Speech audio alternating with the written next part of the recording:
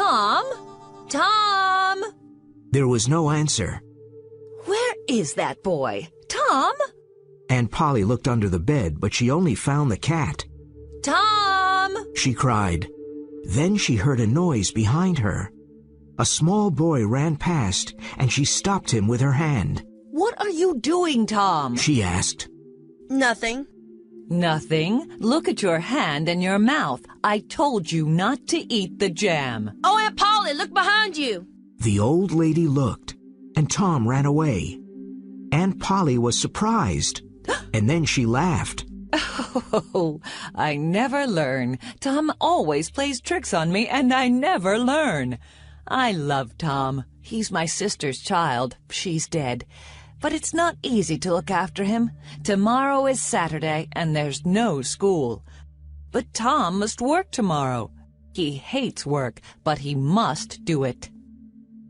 Tom lived in the small village of St. Petersburg with his Aunt Polly, his brother Sid, and his sister Mary. The summer evenings were long, and in the evenings, Tom liked walking around the village. One evening, he saw a big boy in front of him. The boy was a stranger. Tom was surprised because he did not see new people often. This boy had very nice, expensive clothes. He's got shoes, a new shirt, and a tie, and it's not Sunday, Tom thought. My clothes are old and ugly. Tom looked at him, and the big boy looked at Tom. Tom did not like him. Finally, he said, I can beat you. Why don't you try? Said the boy. Well, I can. Said Tom. No, you can't. Yes, I can. There was silence. You're afraid. Said the boy. I'm not afraid. Said Tom. Yes, you are. No, I'm not. There was more silence. Then Tom pushed the boy, and the boy pushed Tom. Soon they were on the ground. Tom pulled the boy's hair and hit him hard. They both fought a lot. The big boy was angry and started crying. Stop! He said. Stop! Now that will teach you something, said Tom. Tom arrived home late, and he was very dirty. When Aunt Polly saw his dirty clothes, she thought, What can I do with this boy? Well, tomorrow is Saturday, and he must work. Saturday morning was beautiful and sunny. It was summer, and the world was happy. Tom sat in front of the fence and looked at it. It was 30 yards long and 9 feet high. He was very unhappy. It's Saturday, and I must paint this long fence. All my friends will laugh at me, he thought. He put his long brush in the white paint and started painting. He stopped and looked at his work. Then he continued painting. After a few minutes, he had a great idea. He continued painting the fence. He saw his friend Ben Rogers in the street. Ben had an apple in his hand. He came to look at the fence. You're working for your aunt, said Ben. Tom said nothing. He continued painting. I'm going swimming, but you can't come with me. You're working, said Ben. Do you call this work? Asked Tom. Of course it's work. You're painting a fence, said Ben. Maybe it's work, but maybe it isn't. I like it, said Tom. I can swim every day, but I can't paint a fence every day. Ben watched Tom. He painted slowly and carefully. He often stopped and moved back from the fence. He looked at his work and smiled. Ben was suddenly interested in the fence and said, Let me paint a little, Tom. Tom thought for a moment. I'm sorry, Ben. Aunt Polly wants me to do it because I'm very good at painting. My brother Sid wanted to do it, but he's not good at painting. Oh, please, Tom. Please, can I paint? I'm good at painting, too. Here, you can have some of my apple. No, Ben, I can't. Then take all of my apple. Tom was happy, but he did not smile. He gave Ben the brush and sat down to eat the apple. Tom's other friends came by. At first they laughed at him, but soon they all wanted to paint the fence. Billy Fisher gave Tom a kite, and Johnny Miller brought him a dead rat. His other friends gave him an old knife, a cat with one eye, an old blue bottle, an old key, and other interesting things. His friends painted the fence, and Tom now had a lot of interesting things. He went back home. Aunt Polly, can I go to play now? When Aunt Polly saw the beautiful white fence, she was very happy. She gave Tom a big apple and said, Yes, go and play, but don't come home late. Chapter 2, Tom and Huck. The next day was Sunday. Tom wore his clean Sunday clothes. He hated this. Tom, Sid, and Mary always went to Sunday school on Sunday morning, but Tom was not a good student and never listened to the teacher. After Sunday school, Tom and his family went to church. This Sunday, he had a big black beetle in his pocket. When the Reverend started speaking, Tom took the black beetle out of his pocket. He put it on the floor. There was a little dog in the church. It saw the beetle and wanted to play with it. Suddenly, the beetle bit the dog's nose. The little dog barked, and everyone looked at it. It jumped and ran after the black beetle. It ran all about the church, barking and making a lot of noise. The people in the church laughed silently. Their faces were red. The Reverend continued talking, but no one listened to him. Tom was happy because he had an interesting morning in church. On Monday morning, Tom did not want to get up. Get up immediately, Tom, and get ready for school. Aunt Polly cried. On his way to school, Tom met his friend Huckleberry Finn. Huck's father drank whiskey all the time and did not work. Huck had no mother and no home. He lived in the streets and did not go to school. His clothes were old and dirty. He went fishing and swimming when he wanted. Huck was happy. All the mothers of the village hated him because he was lazy and used bad language. All the children of the town liked him very much. They admired him. Hello, Huckleberry. What's that? It's a dead cat. Said Huck. What will we do with it? Asked Tom. I want to take it to the graveyard after midnight. Huck said. A dead cat can call ghosts out of their graves. Really? Asked Tom. Well, old Mrs. Hopkins told me. She's a witch, and she knows about these things. Said Huck. Can I come with you? Asked Tom. Of course. Or are you afraid of ghosts? Asked Huck. Afraid of ghosts? Of course not. Said Tom. Come and call me at my window at 11 o'clock tonight. Tom was late for school.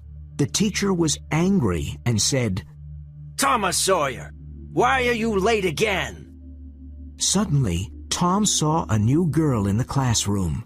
She had blue eyes and long blonde hair. She was very beautiful. Tom looked at her. He was in love. There was a free chair next to her, and Tom wanted to sit there. But how? Tom thought quickly and said, I stopped to talk to Huckleberry Finn. The teacher was very angry. You know you must never talk to that boy. The teacher took his stick and hit Tom. Now go and sit with the girls, said the teacher. The children laughed at Tom. He sat down next to the new girl. He looked at her. Then he drew a picture of a house. Let me see it. She whispered. Tom put the picture in front of her. It's nice. Draw a man, she said. Tom drew a man near the house. It was a terrible picture, but the girl liked it. You draw beautifully. I can't draw, said the girl. I can teach you after school, said Tom. Oh, thank you. What's your name? Tom asked. Becky Thatcher.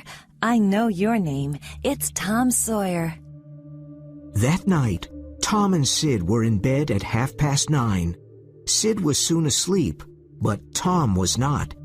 At 11 o'clock, he heard Huck meow.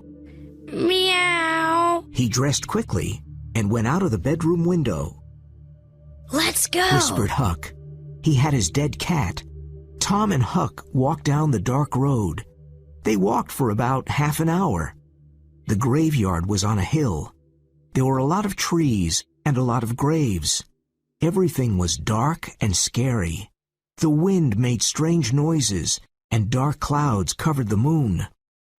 Are the ghosts making these noises? Thought Tom. He was afraid, but he said nothing. Now let's find the grave of Hoss Williams, said Huck. They soon found the grave.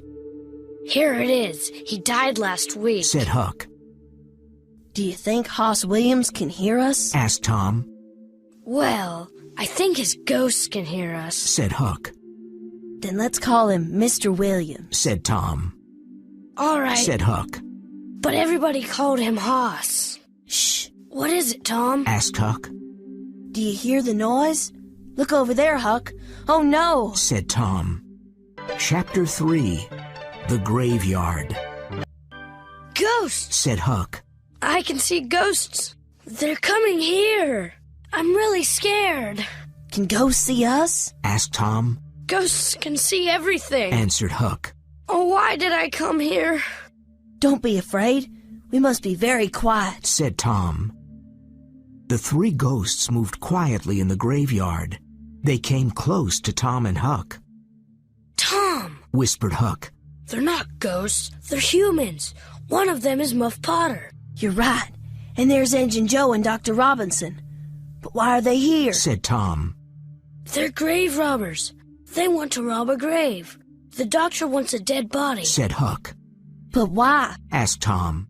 He cuts bodies and studies them. My father told me about Dr. Robinson, said Huck. The three men were at Hoss Williams' grave. Injun Joe and Muff Potter started digging. Soon, the grave was open. They found the dead body and pulled it out of the ground. Well, Doctor, do you want us to take the body to your house? said Muff. You must give us $5. What? said Dr. Robinson angrily. I paid you this morning. I'm not giving you more money. I want more money, Doctor, said Injun Joe. 5 years ago, I came to your father's house. I asked you for something to eat. You gave me nothing. I still remember that. Now you must give me more money. Injun Joe took the doctor's arm, and the doctor hit him. Injun Joe fell to the ground. Don't hit my friend, cried Muff Potter. Muff and Dr. Robinson started fighting. Everything happened very quickly. Dr. Robinson hit Muff Potter on the head. Muff fell to the ground. Injun Joe took Muff's knife. He saw Muff on the ground, and he killed Dr. Robinson with the knife. The doctor fell on top of Muff and covered him with blood. Injun Joe looked at the two men on the ground.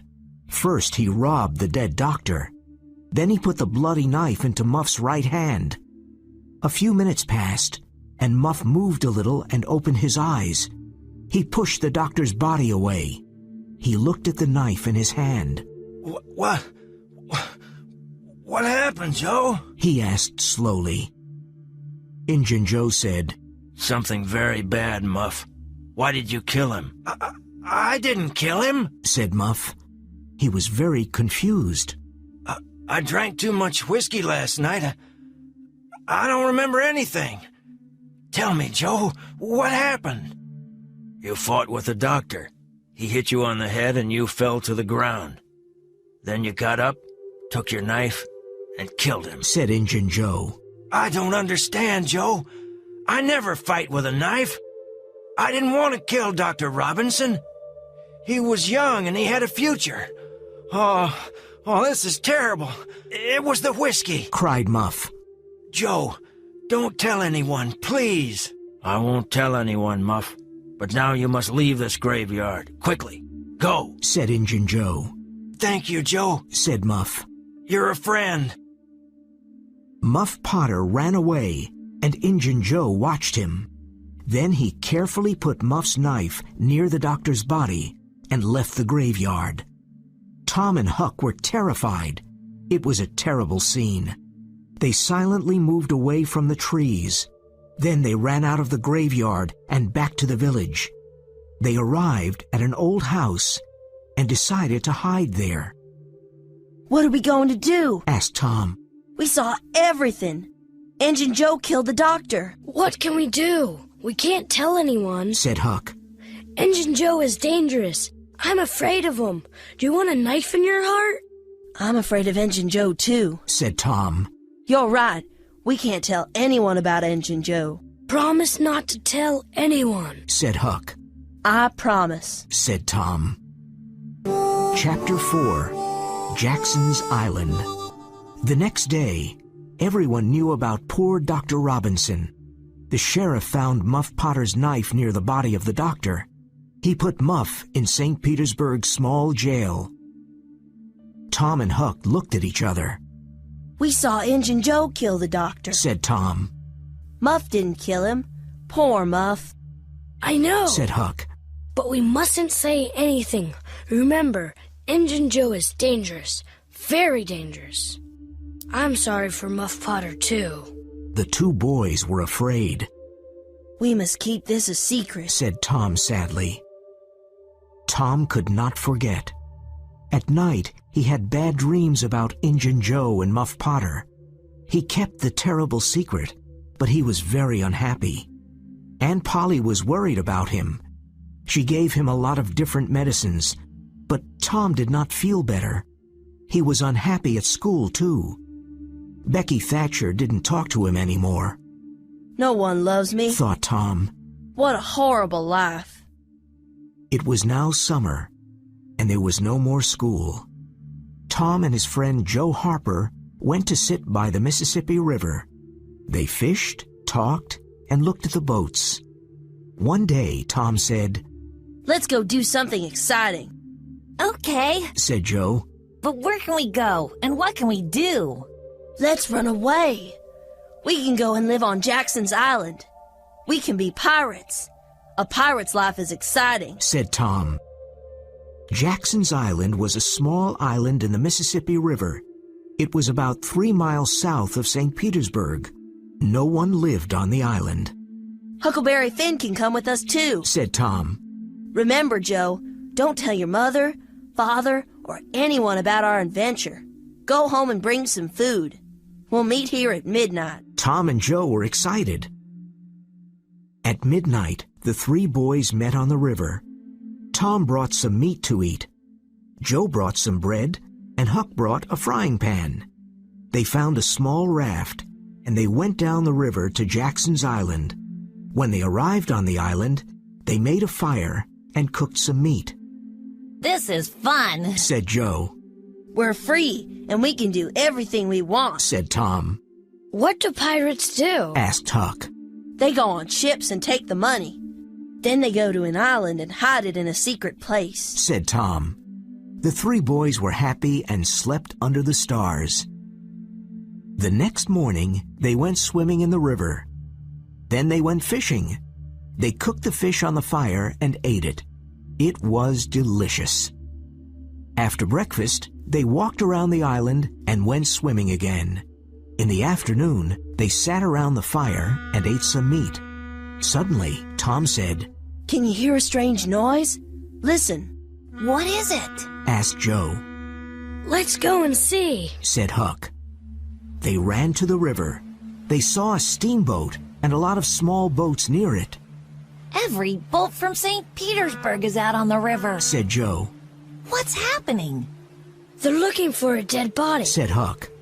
The same thing happened last summer when Bill Turner fell into the river and drowned. Who are they looking for this time? asked Joe. Tom thought for a moment and said, I know. It's us. They think we drowned. The 3 boys felt like heroes and laughed. The people of St. Petersburg are looking for us. They're talking about us. We're famous, said Tom happily. This was an exciting adventure for Tom, Huck, and Joe. They felt like real pirates on Jackson's Island. The boats and the steamboat went away. The boys went fishing again and had fish for dinner. Then they slept under the stars. But Tom could not sleep. The next morning, he wasn't there. Where's Tom? asked Joe. I don't know, said Huck. After a few minutes, Huck said, Look, Tom's swimming in the river. He's coming to the island. Tom told him his story. Last night I couldn't sleep. I thought about Aunt Polly. So I went home, but no one saw me. I saw Aunt Polly and your mother, Joe. Poor Aunt Polly cried a lot, and your mother was very sad, too. Everyone thinks we're dead. I heard some interesting things. What did you hear? asked Huck. Well, there will be a funeral for us on Sunday at the church, said Tom.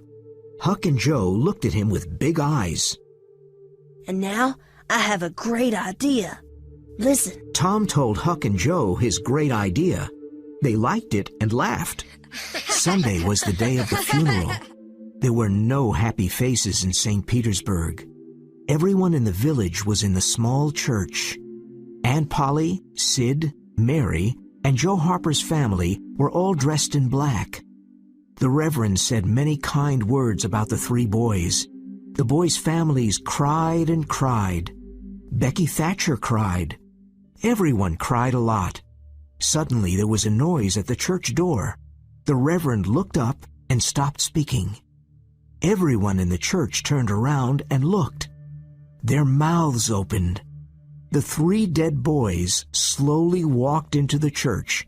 Tom was first, then Joe, and then Huck. There was great silence for a moment. Then Aunt Polly, Mary, and Joe's mother ran to the boys. They kissed Tom and Joe. Aunt Polly cried, and then she laughed. Poor Huck did not know what to do. No one kissed him. He started moving away, but Tom stopped him. Aunt Polly, it's not right. Somebody must be happy to see Huck, said Tom. Oh, you're right, Tom, cried Aunt Polly, and she kissed Huck. Tom was very proud of his great idea. Then the Reverend said, Let us sing and be happy. Everybody sang and laughed. It was a very happy day. Chapter 5. The Trial. Some weeks later, it was time for Muff Potter's trial. Everyone in the village talked about it. Tom and Huck were worried. Huck, did you tell anyone about that? asked Tom. About what? Answered Huck. You know what, said Tom. Oh, of course not, said Huck. Poor old Muff. I'm very sorry for him. People say he's a killer, but it's not true, and they'll hang him, said Tom. I'm sorry for Muff too, but we can't tell anyone about Injun Joe, said Huck. Poor Muff is a kind man. Once he gave me half a fish. And once he helped me with my kite, said Tom. I want to help him. Let's go to the jail and take him something to eat, said Huck. They went to the small jail, and they saw Muff. He was happy to see them. No one remembers old Muff anymore, but you're my friends, and you'll remember me. Thank you, boys, said Muff, smiling. Now Tom felt terrible. He was worried about the trial. He could not sleep at night. Everyone in the village went to Muff Potter's trial. Muff looked old, tired, and unhappy. Injun Joe was at the trial, too. During the trial, there were many questions and answers. All the answers were against old Muff. Then the lawyer said, Call Thomas Sawyer. Everyone was surprised and looked at Tom. Why did the lawyer call Tom Sawyer? Thomas Sawyer, where were you on June 17th at midnight? Tom looked quickly at Injun Joe. He waited a few moments and then said, I was in the graveyard. Were you near Hoss Williams' grave? asked the lawyer. Yes, sir, said Tom. Why were you there? asked the lawyer. I went there to see ghosts with a dead cat. Everyone laughed.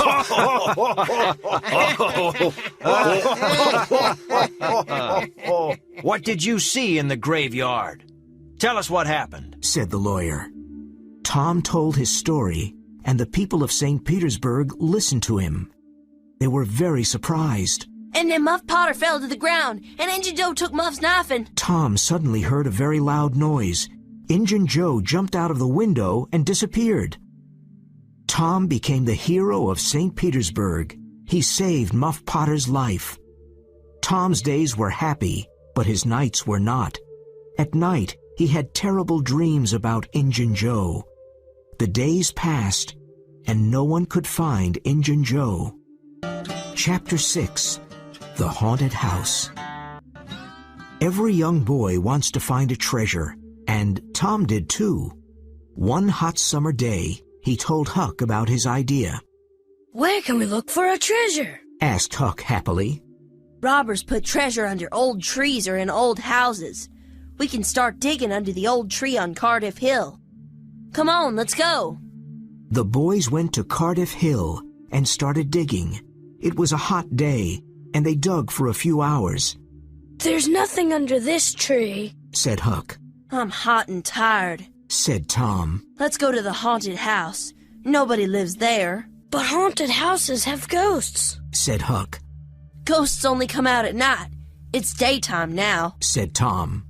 Well, all right, said Huck. They went to the haunted house.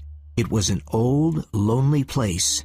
There was silence all around. They were both afraid of this strange place. They entered quietly and looked around. Everything was old and broken. No one lived there. They looked in all the rooms downstairs and upstairs. But there was no treasure, and there were no ghosts. Tom and Huck were upstairs. Shh, said Tom. What is it? Do you hear ghosts? Whispered Huck. No, don't move, said Tom. Let's sit down on the floor. There were holes in the floor, and they could see the rooms downstairs. Oh no, whispered Tom. There are two men downstairs. One was an old Spanish man with long white hair and a big hat. The other man was small and wore dirty clothes. Let's listen to them, whispered Tom. The two men sat on the floor. It's hot in here, and I'm tired, said the old Spanish man. When the boys heard his voice, they were terrified. That's Injun Joe, whispered Huck. The boys' faces became white. What are we going to do with the $650 in silver coins? That was a good robbery, said the small, dirty man. Let's take about $30 with us now and hide the bag here. We can come back to get it soon, said Injun Joe. The small, dirty man moved a big stone in the fireplace and pulled out a bag. He took some money from the bag. Injun Joe started digging near the fireplace with his knife. Tom and Huck watched with excitement. There was a real treasure downstairs. $600 was a wonderful treasure for two young boys. Suddenly, Injun Joe stopped digging. There's something here. I think it's a box, he said. He found an old box and opened it. It's money, cried Injun Joe. Look, there are lots of gold coins. The two men looked at the coins and smiled. The box was full of gold coins. Tom and Huck smiled too. This is the treasure of the old Merle family. Now, it's ours, said Injun Joe. Where can we hide this gold? Asked the small man. Can we put it back under the stone? Yes, said Injun Joe. No. The stone isn't a good place. Someone may find it. Let's put it under the cross tonight. When it was dark outside, the two men took the silver and gold away. Tom and Huck did not follow them because they were afraid of Injun Joe. But they wanted to find the cross and the treasure. Where was the cross? Chapter 7. McDougal's Cave. It was Becky Thatcher's birthday on Saturday, and all of Becky's friends were happy and excited. I'm having a big picnic near the river, said Becky to Tom. After the picnic, we can visit McDougal's cave. It'll be great fun, said Tom. He liked Becky a lot. On Saturday morning, a big boat took Becky, Tom, and their friends down the river. There were no mothers and fathers, but a few boys and girls were 18 years old. There were a lot of good things to eat, and everyone ate, played, and had fun. After the picnic, the children went to visit McDougal's cave. Everybody had candles because it was dark inside the cave. Some children were afraid, but they all went in. Caves are exciting and mysterious. McDougal's cave was very, very big. It had hundreds of tunnels, rooms, and secret passages. No one knew all of them. The children played and ran in the tunnels and in the rooms, but they always played near the entrance. They did not want to get lost. Tom and Becky wanted to find a new tunnel. They walked and walked, and soon they were alone. Where were the other children? They were lost. In the evening, the other children returned to the boat. They laughed and talked, but they were very tired. They did not see that Tom and Becky were not there. The boat took them back to St. Petersburg. Huck saw the boat, but he did not know about the picnic. The mothers of St. Petersburg did not like him. They never invited him to birthday picnics. But tonight, Huck was not interested in birthday picnics. He was interested in Injun Joe's treasure. He hid behind a tree and watched an old house. Injun Joe's in that old house, he thought. I'll stay here and wait. When he comes out, I'll follow him and I'll find the treasure. It was late and very dark. Soon, 2 men came out. It was Injun Joe and his friend. Huck followed them quietly. They're going to Widow Douglas's house, thought Huck. But why? Suddenly, the 2 men stopped. Injun Joe said, "Many years ago, Widow Douglas's husband was very cruel to me. Now, I want to hurt the widow. I want to cut her face, her nose, and her ears. And you must help me." Oh, please don't kill her, said his friend. Injun Joe laughed. Huck heard this and wanted to run away, but he remembered that Widow Douglas was kind to him. I must help her, thought Huck. These men want to kill the poor old woman. Huck ran quickly to Bill Welsh's house. Mr. Welsh, help! Help! Mr. Welsh opened the door. Mr. Welsh, please help me. 2 men want to kill Widow Douglas. Mr. Welsh and his sons took their rifles. They ran to the widow's house. Suddenly there was a loud shot. Injun Joe and his friend escaped, but the widow was not hurt. The next morning, Huck returned to see Mr. Welsh. "You're a courageous boy, Huck," said Mr. Welsh. "You saved the widow's life. The 2 men escaped, but we'll find them. Sit down and have breakfast with us." Huck was happy because he saved the widow's life. And now he had new friends, Mr. Welsh and his family. That morning, all the people of St. Petersburg knew about Tom and Becky, and they were very worried. Where were they? Tom and Becky were lost in McDougal's cave. They did not know what to do. They were both afraid. Tom took Becky's hand. They walked and walked. Tom wanted to find the entrance of the cave, but he couldn't. Tom and Becky entered a big room with a lot of black bats. It was terrible. The bats flew over their heads, and when Tom and Becky ran away, the bats followed them. Finally, the bats went away. Becky looked at Tom and said, Tom, where are we? I don't know, Becky. They continued walking in the dark tunnels. They were both tired and hungry. Becky started crying.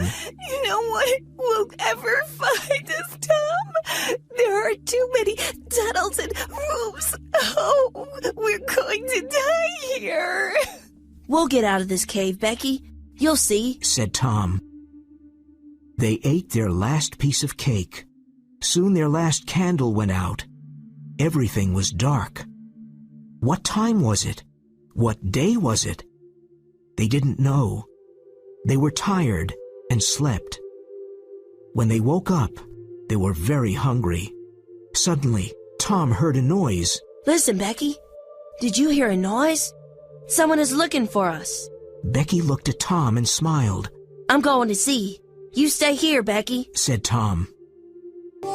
Chapter 8. The Treasure. Tom went into the dark tunnel. He saw a light and heard a noise. Who is looking for us? He thought. Suddenly, he saw a hand with a candle. Then he saw a man. It was Injun Joe. Tom was terribly scared, but it was dark, and Injun Joe did not see Tom. Injun Joe went away quickly. Tom returned to Becky, but he did not tell her about Injun Joe. She was very weak. It was Tuesday, and in St. Petersburg everyone was worried. Where were Tom and Becky? Many people from the village went to the cave and looked for them, but they could not find them. Mrs. Thatcher became very ill, and Aunt Polly's hair became white. Then, on Tuesday night, there was a lot of noise in the streets of St. Petersburg. They're here. They're here. Becky and Tom are here. Tom are They're here. Becky and Tom are here. Cried the people happily. No one went to sleep that night. Everyone listened to Tom's story about his adventure in the cave. We were lost for a long time. We were hungry and scared. Then I remembered the string in my pocket. I used the long string to help me. I went down many tunnels, and I always returned to Becky because I followed the string. Then I found another entrance to the cave. It was very small, and it was near the river. Tom and Becky were happy, but very tired and hungry. Becky stayed in bed for many days because she was weak. Tom stayed in bed for a few days too. Sometime after the adventure in the cave, Tom went to visit Becky. Mr. Thatcher asked Tom, Do you want to go to the cave again? Oh, I'm not afraid of the cave, said Tom.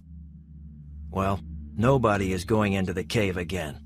There are big doors in front of the entrance now, and I have the keys, said Mr. Thatcher. What? Tom's face became white. Is something wrong, Tom? Asked Mr. Thatcher. Injun Joe's in the cave, cried Tom. Many men from St. Petersburg went to the cave and opened the big doors.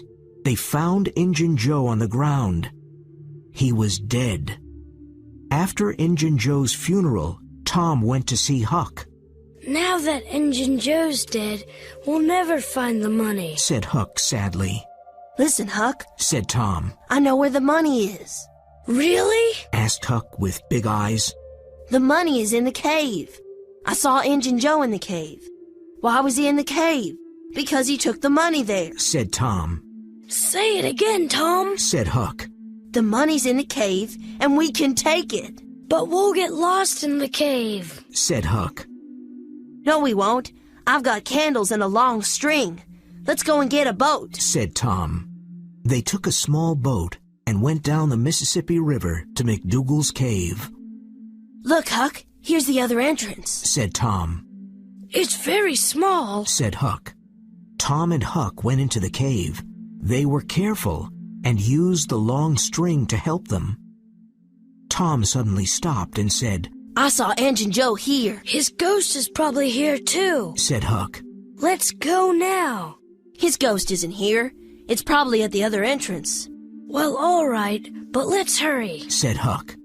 Tom looked around slowly and then cried, Look, here's the cross. There was a black cross on the wall of the cave. You're right. It's the cross, said Huck.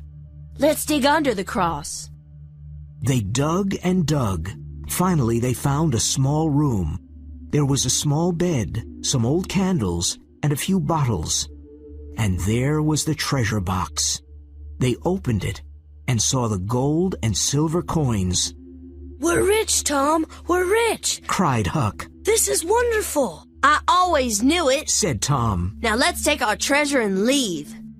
They followed the long string and were soon out of the cave. The two boys took their treasure to Aunt Polly's house. A lot of people in St. Petersburg saw the boys and the treasure. They followed them to Aunt Polly's house. Aunt Polly was surprised to see the boys and all the people. Tom, what's in that old box? She asked. Tom opened the treasure box. Everyone was amazed. They looked at all the silver and gold coins. There was $12,000. Tom told his long story about Injun Joe and the treasure. It was a great story, and the people listened with their eyes wide open. Now Tom and Huck were rich and famous in St. Petersburg.